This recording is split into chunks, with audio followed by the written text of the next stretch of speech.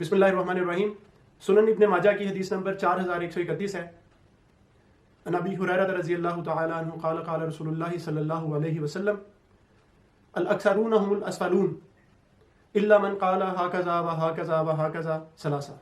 नबी करीम सल्लल्लाहु अलैहि वसल्लम ने इरशाद फरमाया कि जिनके पास माल की कसरत है रोज़े क़यामत वही सबसे निचले दर्जे वालों में से होंगे, सवाए उन लोगों के जिन्होंने इस तरह खर्च किया अल्लाह के रस्ते में और इस तरह खर्च किया और इस तरह खर्च किया। तो इससे इस हदीस मुबारक से यह साबित होता है कि कसरत की तलब में जो हम सब लगे हुए हैं और हम ये चाहते हैं कि हमारे पास दुनिया के माल और असबाब की ज़्यादा से ज़्यादा कसरत है, इसकी बुनियाद हदीस मुबारक को सुनते हैं। प्यारे नबी सल्लल्लाहु अलैहि वसल्लम के जो अल्फाज हैं कि अल अक्सरून हुमुल अस्फलून, कि जिनके पास कसरत नहीं है उन्हें एक हद से ज़्यादा इस बात की फिक्र नहीं करनी चाहिए कि हमारे पास माल की कसरत क्यों नहीं है, और जिनके पास कसरत है उन्हें यह सोचना चाहिए कि वो सबसे निचले दर्जों से कैसे बचें। उसका तरीक़ेकार भी नबी पाक सल्लल्लाहु अलैहि वसल्लम ने इरशाद फरमा दिया है, वो ये है कि ज़्यादा से ज़्यादा अल्लाह के रस्ते में उन लोगों पर खर्च किया जाए जो कि माल और असबाब में हमसे कम दर्जे पे हैं। अल्लाह ताला अमल की तौफीक अता फरमाए।